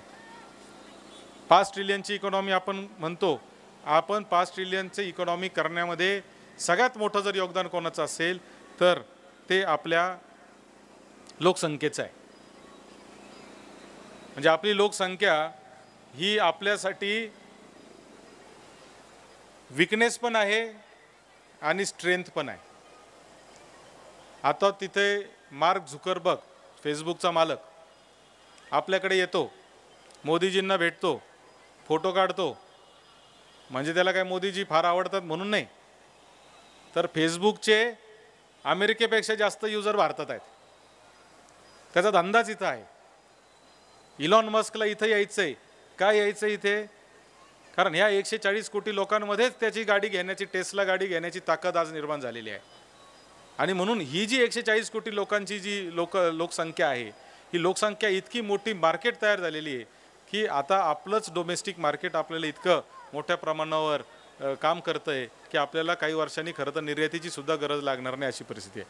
चायनाने ती पॉलिसी अडॉप्ट केलेली आहे की चायना आता सगळ्या कंपन्या ज्या जगातल्या टॉपच्या आहेत त्यांचं सगळ्यांचं चायनीज व्हर्जन चालू करायचं त्यांनी काम केलेलं आहे. म्हणजे चायनातही ती कंपनी, ॲपलचा मोबाईल चायनातही बनतो, ॲपल नावाने नव्हे, त्यांची चायनीज कंपनी आहे, ती सेम चालते. व्हॉट्सअप आपल्याकडे चालतं, तिथं चालत नाही, तिथं त्यांचं वेगळं आहे.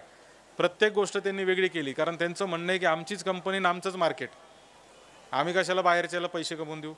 आज आपण ॲपलचे मोबाईल घेऊन मिरवतो, सॅमसंगचे घेऊन मिरवतो, मालक काय आपले भारताचे थोडेच आहेत, पैसे काय आपल्याकडे जातच नाही, पैसे तर परदेशातच जात आहेत.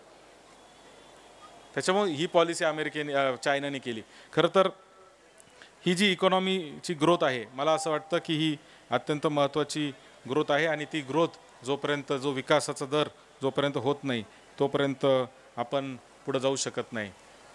लोकसंख्या जशी आपली स्ट्रेंथ आहे तशी विकनेस पण आहे. आज कुठली गोष्ट करायची म्हणलं तर आपल्याला दिवसेंदिवस कराल तेवढ्या गोष्टी कमी पडायला लागलेल्या आहेत. पहिले आपण डांबरीकरण रस्ते केले, आपल्याला वाटलं खूप छान रस्ते झाले, रस्त्यांवरची ट्रॅफिक कमीच व्हायला तयार नाही. मग त्या रस्त्याचं रुंदीकरण केलं, त्याला दोन पदरी रस्ते केले, आपल्याला वाटलं आता प्रश्न सगळा सुटला आहे. 2 पदरीचे 4 पदरी झाले, 4 पदरीचे 6 पदरी झाले, 6 पदरीचे आता नवीन एक्सप्रेस हायवे चालू झाले. एअरपोर्ट पूर्वी 50,000 लोकांना एका दिवसामध्ये हे करत होतं, आज लाखो लोकांना एक एअरपोर्ट या ठिकाणी त्यांची सेवा देत आहे. परंतु तरीसुद्धा ते एअरपोर्टसुद्धा कमी पडायला लागलेत. एअरपोर्टवरच्या रांगा 2-2 तासाच्या तयार झालेल्या आहेत. हे लोकसंख्येचे दुष्परिणाम आहे. 2047ला तर आपल्या देशाची लोकसंख्या 170 कोटी होईल, असं आजच्या स्पीडने जर आपण चालू राहिलो तर 170 कोटी लोकसंख्या होईल अशी अंदाज आहे. आता 140 कोटीमध्येच आपण एवढे परेशान झालेलो आहे, तर 170 कोटीमध्ये आपण काय करणार. आणि म्हणून चायनाने ॲडॉप्ट केली पॉलिसी, चायनाने 1 मुलाची पॉलिसी ॲडॉप्ट केली. त्याचा परिणाम असा झाला, त्याचा उलटा परिणाम झाला. आता चायनामध्ये तरुणांची संख्याच कमी होत चाललेली आहे आणि वयस्करांची संख्या वाढत चाललेली आहे. कारण एकच मुलगा आहे, त्याच्यातले निम्मे अर्धे अमेरिकेला गेलेत, कारण जगामध्ये चायना पोहोचलेली आहे. मी मध्यंतरी अमेरिकेच्या बहामास बेटावर गेलो होतो. बहामास तर अमेरिकेचं एकदम खाली असलेलं बेट आहे. तिथं बेटावर गेल्यानंतर टॅक्सी ड्रायव्हर चायनीज होता, त्याला इंग्लिश येत नव्हतं, तो चायनीजमध्येच बोलत होता. त्याच्याशी आम्ही कसं बसं इंग्लिशमध्ये संवाद साधत होतो. मग त्याला विचारलं तू कधी आला, तो म्हणलं 2 वर्षापूर्वी आलो. म्हणलं तू इंग्लिश का नाही शिकत, तो म्हणला गरज नाही. म्हणलं का बरं, तो म्हणले बहामासवर आता सगळे चायनीजच आहेत, इथं जेवढे टॉपचे हॉटेल आहेत ते सगळ्याचे मालक चायनीज आहेत, इथं जेवढ्या टॅक्सी आहेत ते सगळे चायनीज आहेत, सगळे ड्रायव्हर चायनीज आहेत. आणि म्हणून अमेरिकेला कर्ज देण्यापर्यंत चायना पोचली. 1949ची चायनाची स्थापना आणि नंतर अमेरिकेला कर्ज द्यायलापर्यंत पोचली. त्याचं कारण असं होतं की चायनाने एक सिक्रेट पॉलिसी तयार केली होती 1949ला जेव्हा त्यांचं सरकार आलं तेव्हा, की पुढच्या 100 वर्षात अमेरिकेला कसं आपण मागं टाकायचं ह्याचं त्यांच्याकडे डॉक्युमेंटेशन केलं होतं. आणि त्या डॉक्युमेंटेशनवर मायकल पिल्सबरी नावाच्या एका लेखकाने एक पुस्तक लिहिलेलं आहे, द 100 इयर मॅरेथॉन म्हणून. 100 वर्षाची मॅरेथॉन असं एक पुस्तक लिहिलेलं आहे. द 100 इयर मॅरेथॉनमध्ये त्यांनी लिहिलं आहे का secret of China to surplus America, की कशा पद्धतीने 100 वर्ष पॉलिसी केली. बरं, याचं अजून एक उदाहरण म्हणजे मी जेव्हा हार्वर्ड विद्यापीठामध्ये शिकायला गेलो, माझे एक प्रोफेसर होते. ते प्रोफेसर अमेरिकेच्या सरकारसाठी सल्ला देण्याचं काम करत होते, म्हणजे सल्लागार त्यांचे. आता कशाचे सल्ले दिलेत, इराणमध्ये सद्दाम हुसेनच्या विरुद्ध कसं वातावरण तयार होईल याच्यासाठी प्रोपगंडा तयार करा, हे कॉन्ट्रॅक्ट त्यांच्याकडे होतं. 2019च्या निवडणुकीमध्ये एक फार मोठं चायनीज डेलिगेशन भारतामध्ये आलं होतं. अमेरिकेचा प्रयत्न आता असा चालू आहे की चायनाला जर कंट्रोल करायचं असेल तर चायनामध्ये लोकशाही आली पाहिजे, कारण लोकशाही आल्याशिवाय भांडणं होत नाही, भांडणं आल्याशिवाय कंट्रोल येत नाही. आणि म्हणून चायना आता अमेरिका प्रयत्न करते की चायनामध्ये लोकशाही आली पाहिजे, तिथं ही निवडणुका झाल्या पाहिजे. बरं, ते आज शक्य नाही. म्हणून तिथं जे सामाजिक काम करणारे जे NGO आणि त्या संस्था आहेत त्यांना वेगवेगळ्या माध्यमातून फंडिंग देऊन तिथं एक वातावरण निर्मिती करण्याचं काम चायनामध्ये चालू आहे. चायनामध्ये आजपर्यंत आंदोलनं झालेलं नाही. एक आंदोलन 1987-88 साली झालं होतं, त्याच्यानंतर दुसरं आंदोलन आता कोविडच्या काळामध्ये 1 दिवसाचं झालं होतं जेव्हा लॉकडाऊन टाकला होता. त्याच्यानंतर आजपर्यंत चायनामध्ये आंदोलन झालेलं नाही. तर अमेरिका, रशिया, चायना हे जे महासत्ता आहेत, मध्यंतरी तुम्ही डोनाल्ड ट्रम्पच्या इलेक्शनमध्ये ऐकलं असेल की रशियाने डोनाल्ड ट्रम्पला मदत केली असं अमेरिकेतल्या विरोधी पक्षाने आरोप केला होता. त्याच पद्धतीने चायनामध्ये डेमोक्रेसी आली पाहिजे, लोकशाही आली पाहिजे, त्यासाठी अमेरिका काम करते. अमेरिकेला आर्थिक अडचण आली पाहिजे म्हणून चायना त्याला कर्ज देते आहे. म्हणजे हे खरे महासत्तांचे खेळ आहे. त्या खेळापर्यंत आपण अजून पोहोचलेलोच नाही, आपण अजून त्याच्यातले लहानच प्यादे आहोत अशी परिस्थिती आहे. आणि म्हणून ते स्वप्न आपल्या सगळ्या भारतीयांना आहे की आपण त्याच्यामध्ये कशा पद्धतीने पुढं जाऊ शकतो आणि 1947पर्यंत आपण हे सगळं कशा पद्धतीने राबवू शकतो हा प्रयत्न आपला खरं तर चाललेला आहे. मला अतिशय दुर्दैवाने हे पण सांगितलं पाहिजे की प्रत्येक क्षेत्रामध्ये ज्या पद्धतीची प्रगती आपण करायला मागच्या 100 वर्षात पाहिजे होती ते आपण करू शकलो नाही, ही देखील वस्तुस्थिती आहे. अभिप्रेत प्रगती केली, परंतु जी अभिप्रेत होती तशी प्रगती आपली होऊ शकली नाही. एकच उदाहरण तुम्हाला सांगतो. स्पोर्ट्स, आजपर्यंत आपण 100 वर्ष झाले क्रिकेट खेळतोय, ब्रिटिशांच्या काळापासून. आपल्याला 2दाच वर्ल्ड कप जिंकता आला. ऑलिम्पिक आपण चायनाच्या आधीपासून ऑलिम्पिकमध्ये आहे. 1900 सालापासून आपण ऑलिम्पिकमध्ये भाग घेतोय. आजपर्यंत मागच्या 124 वर्षात भारताला किती मेडल मिळाले माहिती आहे का? 35. सगळे मिळून गोल्ड, सिल्वर, ब्रॉन्झ तिन्ही मिळून मिळालेले मेडल 35. आपल्याकडं ब्रॉन्झ जरी भेटलं तरी त्याला इतकं डोक्यावर घेऊन आपण पूर्ण गावभर त्याची मिरवणूक काढतो, त्याला म्हणजे भारतरत्न पुरस्कार देण्यापर्यंत जाऊन ठेपतो. आणि चायनाने काय केलं, 1950-52ला ते पहिल्यांदा ऑलिम्पिकमध्ये आले. पहिल्या वर्षी 0 होते आणि मागच्या एका वर्षात 2020 साली जे ऑलिम्पिक झालं त्या एका वर्षात त्यांना गोल्ड फक्त 38 मेडल मिळालेले आहेत. आजपर्यंतची त्यांची मेडलची टॅली टोटल 771 आहे आणि भारताची 38 आहे, 35 आहे. आता कशी तुलना करायची तुम्हीच सांगा. एक बालेवाडीचं काहीतरी आपण तिथं केलेलं आहे, तिथं काय चाललेलं आहे मला माहीत नाही. मी चायनाला गेलो. चायनाला आत्तापर्यंत मी 12-15 वेळा गेलो असेल. मी चायनाला एकदा गेलो, आम्हाला स्पोर्ट्स युनिव्हर्सिटी दाखवली. ती स्पोर्ट्स युनिव्हर्सिटी आम्ही पाहायला गेलो, त्या गावाचं नाव मला आठवत नाही. हजारो एकरामध्ये स्पोर्ट्स युनिव्हर्सिटी आहे. ऑलिम्पिकमध्ये खेळले जाणारे सगळे खेळ त्या स्पोर्ट्स युनिव्हर्सिटीमध्ये शिकवले जातात. कसे शिकवले जातात तर वयाच्या 5 वर्षापासून ते विद्यमान जी टीम आहे म्हणजे आत्ताची करंट टीम, त्या टीमच्या मेंबरपर्यंत सगळ्यांनी तिथं मुक्कामी राहून शिक्षण घेऊन तिथं त्या ऑलिम्पिकसाठी तयारी करायची. ह्याच्या बदल्यात त्या मुलाच्या किंवा त्या मुलीच्या आईवडिलांना दरमहा सरकार पैसे देतं. का देतं पैसे? तर तुमचा मुलगा किंवा तुमची मुलगी राष्ट्रकार्यासाठी आता आम्ही देशासाठी घेतलेली आहे, तुम्हाला आता याच्यातून काही उत्पन्न मिळणार नाही, तो भविष्यात तुम्हाला सांभाळेल वगैरे, हे सोडून द्या, त्याच्यासाठी तुम्हाला दर महिन्याला पैसे मिळतील. World class facility. आणि त्याच्यामुळं मला तर खात्री आहे इथून पुढच्या काळात देखील चायनाचे जे पदकं आहेत ते पदकं मिळवण्याचा आकडा वाढतच राहील, कारण ते त्यासाठी प्रयत्न करत आहेत. आपल्या नाशिक जिल्ह्यातला एक मुलगा, गावित नावाचा आदिवासी मुलगा, अपंग मुलगा, तो पॅरा ऑलिम्पिकमध्ये त्यांनी गोल्ड मेडल मिळवलं. अतिशय खडतर परिस्थितीत. खरं तर आपल्या देशामधला जेवढा मागासलेला भाग आहे तिथं खूप मोठं टॅलेंट आपल्याकडं मोठ्या प्रमाणावर राहिलेलं आहे, परंतु ते टॅलेंट पुढं आणण्यासाठी, त्याला एफर्ट्स घेण्यासाठी, त्याच्यासाठी सोयीसुविधा उपलब्ध करण्यासाठी आपण कुठंतरी कमी पडलेलो आहे, ही वस्तुस्थिती आहे. आणि म्हणून मला असं वाटतं की या सगळ्या गोष्टींवर खऱ्या अर्थाने विचार करणं गरजेचं आहे. आजच्या कुठल्याही राज्यकर्त्याकडं आपण म्हणू 2047ला विकसित भारत करा, पण कसा करा हे जर त्याला जर विचारलं की तुझ्याकडं काही कागद आहे का, तर मला नाही वाटत की कोणत्याही राजकीय पक्षाकडं आणि कुठल्याही राजकीय नेत्याकडं या देशाला पुढच्या 25 वर्षात पुढं कसं घेऊन जायचं याचं कुठेही त्यांच्याकडे रोडमॅप तयार असं मला वाटत नाही. मी निराशावादी नाही आहे, मी निगेटिव्ह विचार करत नाही आहे, परंतु मला असं वाटतं आहे की इतका मोठा जर आपल्याकडं पोटेन्शियल आहे तर ह्या देशाला कुठंतरी पुढं घेऊन जाण्याचं काम खऱ्या अर्थाने होणं गरजेचं आहे. आणि ते काम मला असं वाटतं की येणाऱ्या काळामध्ये आपल्या सगळ्यांना करावं लागणार आहे. सहज माहिती म्हणून सांगतो की GDPचं जे कॅल्क्युलेशन होतं, GDP आपण सगळ्यांनी रोज आपण TV ला पेपरला वाचत असतो. त्या GDPचं कॅल्क्युलेशन होत असताना 3 गोष्टी बघितल्या जातात की एक म्हणजे ॲग्री सेक्टर, दुसरं म्हणजे मॅन्युफॅक्चरिंग सेक्टर आणि तिसरं म्हणजे सर्व्हिस सेक्टर.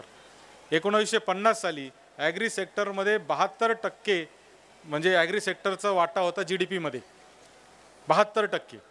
आणि आज 2023 साली त्या GDPमध्ये ॲग्रिकल्चर सेक्टरचा, कृषी क्षेत्राचा वाटा 17% आलेला आहे आणि 17% असलेलं सर्व्हिस इंडस्ट्री म्हणजे सेवा आज 52% जाऊन पोचलेली आहे. म्हणजे ह्या देशाचे किती मोठ्या प्रमाणावर आता बदल होतोय देशामध्ये हे देखील मला असं वाटतं की आता समजणं गरजेचं आहे. आणि म्हणूनच आपण पाहिलं की शेतकऱ्यांचे आंदोलनं 2-2, 4-4 वर्ष चालले, लाठीचार्ज झाला, गोळीबार झाला, परंतु तरी देखील सरकार एवढं गांभीर्याने घेत नाही. ह्याचं जर कारण जर कोणाला माहिती पाहिजे असेल तर त्याचं कारण आहे ही आत्ताची आकडेवारी. कारण शेतीवर अवलंबून असलेल्या लोकांची संख्या दिवसेंदिवस कमी होत चाललेली आहे आणि म्हणून सरकारला त्याचं फार काही आता गांभीर्य वाटत नाही. पूर्वी 70% शेती करायची, आज शेती करतात, अजूनही करतात, पण शेती पण करतो, नोकरी पण करतो, शेती पण करतो, व्यवसाय पण करतो. त्याच्यामुळे तो 100% शेतीवर अवलंबून आहे असं मानलं जात नाही आणि म्हणून शेतीचा जो वाटा आहे आपल्या GDP मधला तो आता 17%वर त्या ठिकाणी आलेला आहे आणि म्हणून ती देखील एक फार गंभीर गोष्ट मला असं वाटतं की आपल्या सगळ्यांच्यासाठी आहे. अजून एक फार मोठं चॅलेंज आपल्या सगळ्यांसाठी पुढच्या 25 वर्षामध्ये 1947पर्यंत होणार आहे. ती एका बाजूनी चांगली गोष्ट आहे, एका बाजूनी ती विकसित देशाकडे घेऊन जाणारी गोष्ट आहे, त्याचबरोबर ती काही प्रश्न निर्माण करणारी पण गोष्ट आहे. ती म्हणजे मध्यमवर्गीयांची संख्या वाढणार आहे. आज आपल्या देशामध्ये 31% मध्यमवर्गीय आहेत आणि 2047ला अंदाज असा आहे की ती संख्या 60-65% घरामध्ये जाणार आहे. 60-65% मध्यमवर्गीय, मूठभर अतिश्रीमंत लोक आणि 5-25% गरीब लोक, अशा पद्धतीने जर ती वर्गवारी झाली तर मला असं वाटतं विकासाचा जो असमतोल त्याच्यातून तयार होणार आहे तो देखील हा फार मोठा प्रश्न आपल्यासमोर निर्माण होणार आहे. आपण 5 ट्रिलियनची 10 ट्रिलियनची म्हणजे 2047ला तर असं एस्टिमेट आहे की भारताची इकॉनॉमी ही 30 ट्रिलियनची होणार आहे, 30 ट्रिलियन. ज्या स्पीडने आपण आता प्रगती करणार आहोत त्यांनी 30 ट्रिलियनची व्हावी असा अंदाज आहे.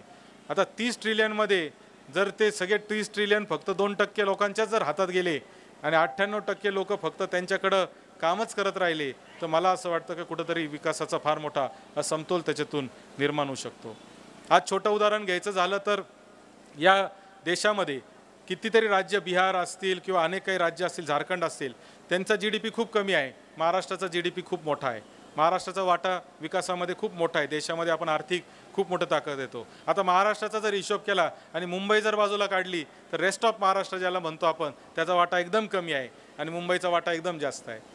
म्हणजे दरडोई उत्पन्न मुंबईमधल्या माणसाचं 2,20,000 रुपये आहे तर तेच दरडोई उत्पन्न गडचिरोली जिल्ह्यातल्या माणसाचं 12,000 रुपये आहे आणि नंदुरबार जिल्ह्याचं 12-13,000 रुपये आहे.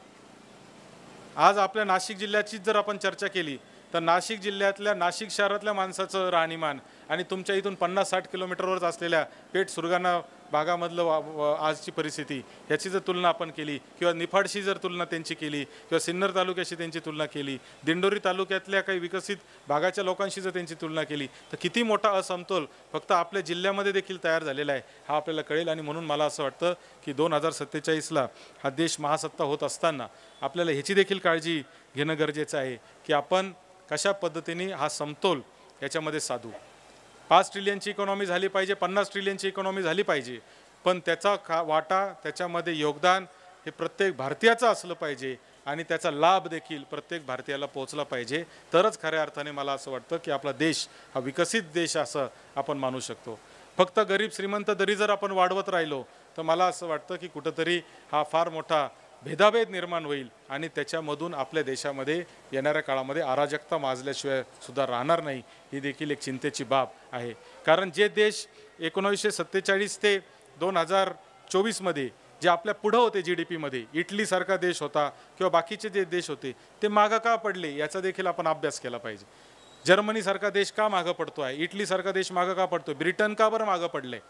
पहिल्या 5मध्ये ब्रिटन नाही, आज ज्यांनी पूर्ण जगावर राज्य केलं ते ब्रिटन आज पहिल्या 5मध्ये नाही. त्याचं कारण आहे की तिथं मोठ्या प्रमाणावर धोरणात्मक चुका तिथल्या सरकारांच्या झालेल्या आहे आणि म्हणून मला असं वाटतं की आपल्याला त्याच्यात देखील काम करणं गरजेचं आहे. आणि म्हणून सरकारं चांगले असले पाहिजे, त्या सरकारांनी चांगलं काम केलं पाहिजे, त्यांनी एक विकासाचा आराखडा तयार केला पाहिजे आणि त्या विकासाच्या आराखड्यावर आपण खऱ्या अर्थाने ते काम करतायत की नाही याचं अकाउंटेबिलिटी आपण ठेवली पाहिजे. हा जर विषय आपण सगळे नागरिक म्हणून जर करू शकलो तर विकसित भारताचं स्वप्न आपलं पूर्ण झाल्याशिवाय राहणार नाही. आणि त्याच्यासाठी सगळ्यात महत्त्वाची गोष्ट जर काय असेल तर राजकीय साक्षरता मला असं वाटतं की आपल्या देशात फार गरजेची आहे. 1947ला जेव्हा आपला देश स्वतंत्र झाला तेव्हा फक्त 6% लोकांनाच लिहिता वाचता येत होतं. आज आपल्या 99% लोकांना लिहिता वाचता येतं आहे. पण विचार किती लोकांना करता येतोय हा खऱ्या अर्थाने फार मोठा प्रश्न आहे. आणि म्हणूनही विचार करून मतदान हा विषय आजही फार मोठा गंभीर विषय आहे.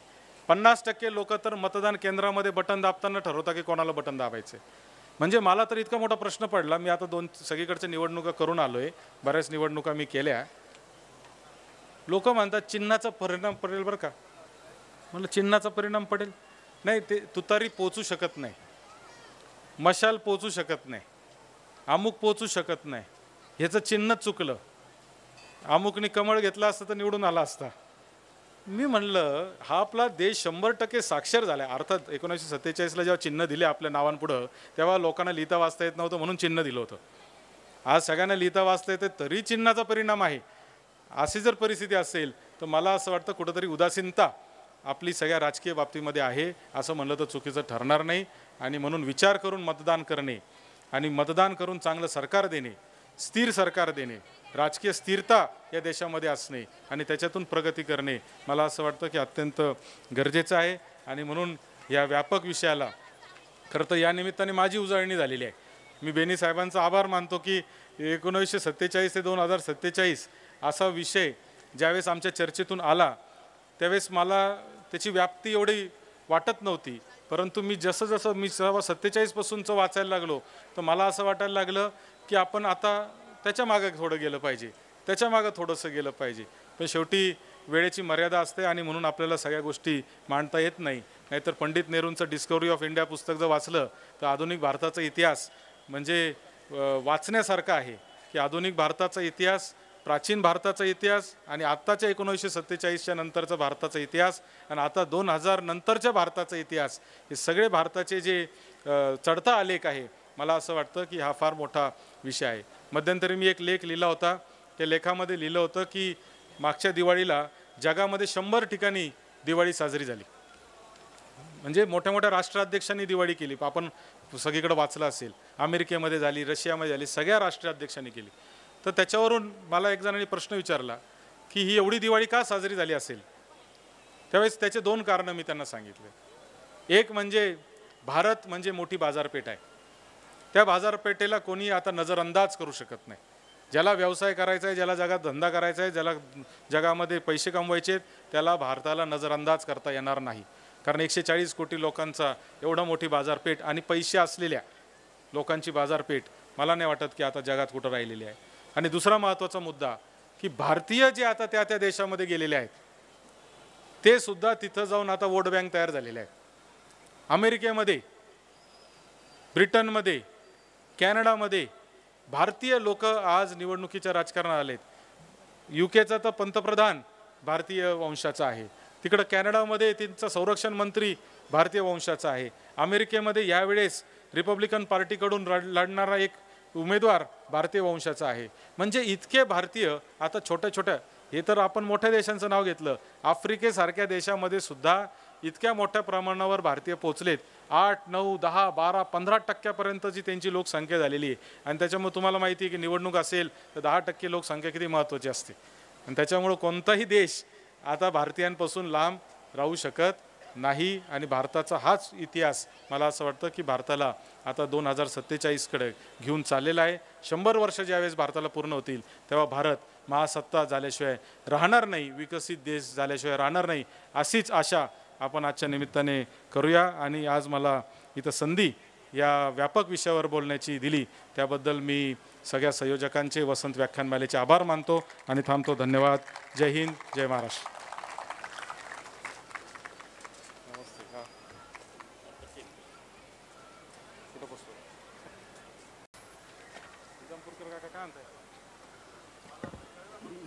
आमदार सत्यजित तांबे हे किती अभ्यासू लोकप्रतिनिधी आपल्याला लाभलेले आहेत हे त्यांच्या गेल्या तासभर सुरू असलेल्या व्याख्यानातनं आपल्याला निश्चितपणे जाणवलं असेल. असेच अभ्यासू लोकप्रतिनिधी जर आपल्याला लाभले आणि त्यांनी निवडणुकीत दिलेल्या जाहीरनाम्यांमधून दिलेल्या आश्वासनांमधून ते आश्वासन पूर्तीसाठी खरोखर प्रामाणिकपणे काम केलं तर आपण निश्चितपणे 2047मध्ये भारत देश जगाची महासत्ता होण्यामध्ये काही अडचण राहणार नाही असं मला व्यक्तिगतरित्या वाटतं. आमदार सत्यजित तांबेसाहेब, आपण आमच्या विनंतीला मान देऊन या ठिकाणी आलात आणि अतिशय अभ्यासूपणे वेगवेगळ्या विषयांना स्पर्श करत आपण आपले विचार मांडले आणि एक भारताचं आशादायी भवितव्य आपण आपल्या भाषणातून व्यक्त केलं. याबद्दल मी वसन व्याख्यानमालेच्या वतीनं आपले मनपूर्वक आभार मानतो. त्याचबरोबर आजच्या व्याख्यानाचे प्रायोजक अरुण नेवासकर यांनाही धन्यवाद देतो.